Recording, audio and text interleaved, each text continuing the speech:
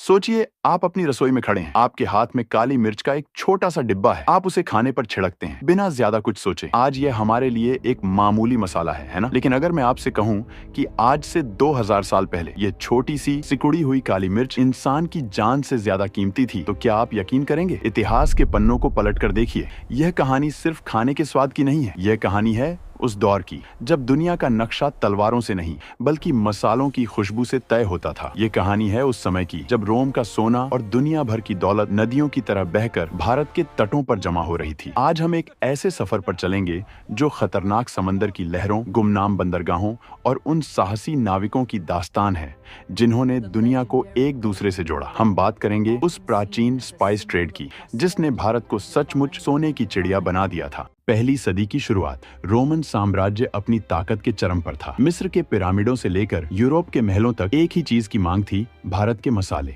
लेकिन सवाल यह है कि उन्हें इसकी इतनी जरूरत क्यों थी? क्या सिर्फ खाना स्वादिष्ट बनाने के लिए? नहीं, वजह इससे कहीं ज्यादा गहरी थी। उस समय रेफ्रिजरेटर नहीं होते थे। यूरोप की कड़ाके की ठंड में मीट को सुरक्षित रखना जिंदगी और मौत का सवाल था। भारत की काली मिर्च, लौंग और दालचीनी सिर्फ स्वाद नहीं देते थे, वे उस भोजन को सड़ने से बचाते थे। वे परिरक्षक यानी प्रिजर्वेटिव थे। इसके अलावा रोम के अमीर लोग अपनी रईसी दिखाने के लिए मसालों का इस्तेमाल करते थे। रानियों के इत्र में, राजाओं की दवाओं में और देवताओं को खुश करने वाले अनुष्ठानों में भारतीय मसालों का होना जरूरी था। उस दौर में काली मिर्च को ब्लैक गोल्ड यानी काला सोना कहा जाता था। कहा जाता है कि अगर आप रोम के बाजार में एक मुट्ठी काली मिर्च लेकर जाते तो बदले में आपको उतनी ही वजन का सोना मिल सकता था। यही वो लालच था जिसने दुनिया भर के नाविकों को भारत की ओर खींच लिया। लेकिन भारत पहुंचना आसान नहीं था। अरब और अफ्रीका के बीच का विशाल समुद्र किसी राक्षस की तरह मुंह खोले खड़ा रहता था। शुरुआत में नाविकों को डर लगता था। वे समुद्र के बीच में जाने की हिम्मत नहीं करते थे।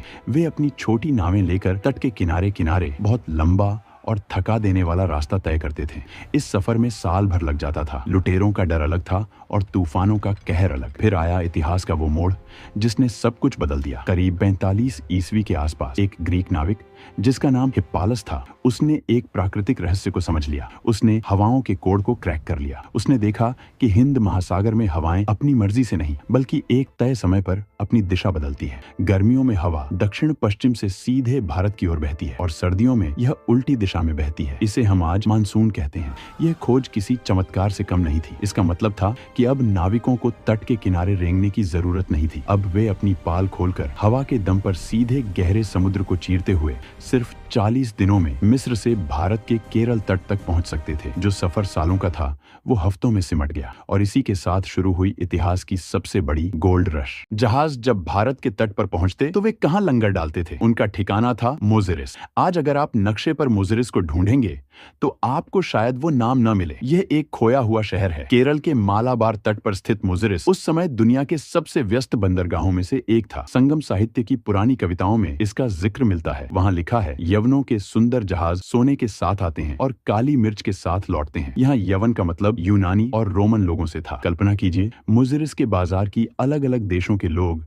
रोमन, ग्रीक, अरब, यहूदी और चीनी सब एक ही जगह मौजूद हैं। हवा में इलायची, अदरक, हल्दी और काली मिर्च की इतनी तेज महक है कि सांस लेते ही शरीर में गर्मी आ जाए। नदी के किनारे विशाल हाथी लकड़ी के लट्ठे उठा रहे हैं। गोदामों में बोरियां भरी जा रही हैं। वहां कोई कागजी नोट या चेक नहीं चलते थे। वहां व्यापार का नियम सीधा था, सामान के बदले सोना। रोमन जहाज अपने साथ शराब, कांच के बर्तन, मूंगा और भारी मात्रा में सोने के सिक्के लाते थे। पुरातत्वविदों को केरल की खुदाई में हजारों रोमन सोने के सिक्के मिले हैं जो इस बात का सबूत है कि उस समय व्यापार कितना विशाल था। व्यापार इतना बढ़ गया था कि इसका असर रोम की अर्थव्यवस्था पर दिखने लगा। रोम के लोग भारतीय विलासिता और मलमल के कपड़ों के इतने दीवाने हो गए थे कि रोम का खजाना खाली होने लगा। मशहूर रोमन लेखक और इतिहासकार प्लिनी द एल्डर ने अपनी किताब नेचुरल हिस्ट्री में अपना गुस्सा जाहिर किया है। उन्होंने लिखा, भारत हर साल हमारे साम्राज्य से करीब 100 मिलियन मुद्रा खींच लेता है। यह आज के अरबों डॉलर के बराबर की रकम थी। प्लिनी को दुख था कि उनके देश का सोना सिर्फ कुछ स्वाद और रेशमी कपड़ों के लिए भारत जा रहा था। रोम में काली मिर्च की दीवानगी का एक और किस्सा बहुत मशहूर है। जब 410 310 ईस्वी में विसिगोथ्स के राजा अलारिक ने रोम शहर को घेर लिया और उसे बर्बाद करने की धमकी दी तो उसने शहर को बख्शने के लिए एक फिरौती मांगी। जानते हैं उस फिरौती की लिस्ट में क्या था? सोना, चांदी, रेशमी कपड़े और 3000 पाउंड काली मिर्च। सोचिए, एक शहर की आजादी की कीमत काली मिर्च से चुकाई गई थी।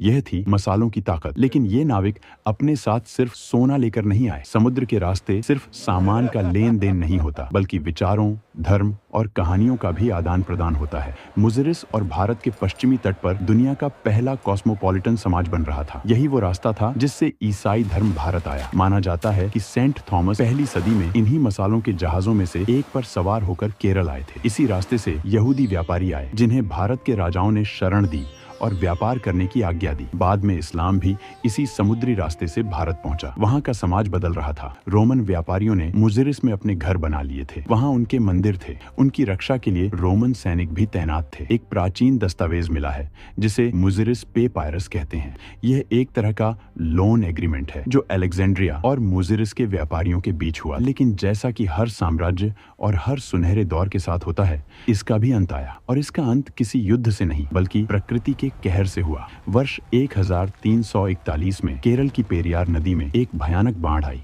यह बाढ़ इतनी विनाशकारी थी कि इसने मुजिरिस बंदरगाह का नक्शा ही बदल दिया। जिस बंदरगाह पर दुनिया भर के जहाज रुकते थे, वह गाद और मिट्टी से भर गया। मुजिरिस इतिहास के पन्नों में दफन हो गया और कोच्चि का नया बंदरगाह उभर कर आया। उधर पश्चिम में रोमन साम्राज्य का पतन हो गया। व्यापार के रास्ते बदलने लगे। 7वीं सदी के बाद अरब व्यापारियों ने इस रास्ते पर अपना दबदबा बना लिया। उन्होंने मसालों के स्रोत को यूरोप से छुपाना शुरू कर दिया। वे यूरोप वालों को कहानियां सुनाते थे कि काली मिर्च प्राप्त करना बहुत खतरनाक है। वहां उड़ने वाले सांप होते हैं ताकि कोई और भारत तक न पहुंच सके।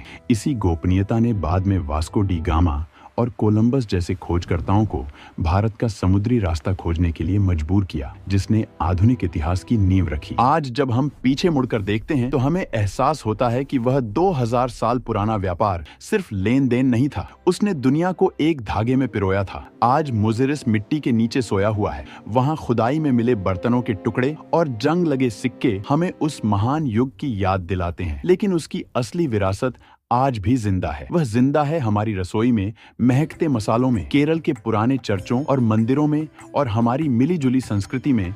भारत का सोने की चिड़िया कहलाना कोई मिथक या कहानी नहीं थी, यह एक आर्थिक सच्चाई थी जिसे हमारे किसानों ने अपनी काली मिर्च, इलायची और दालचीनी से सच कर दिखाया था। तो अगली बार जब आप अपने खाने में काली मिर्च डालें तो एक पल के लिए रुकिएगा और याद कीजिएगा कि कभी इसी छोटे से दाने के लिए जहाज समंदर पार करते थे, साम्राज्य बनते और बिगड़ते थे और दुनिया का इतिहास लिखा जा रहा था। ऐसे ही भारत के इतिहास की अद्भुत घटना को जानने के लिए लाइक और सब्सक्राइब करें। मिलते हैं अगले अंक में।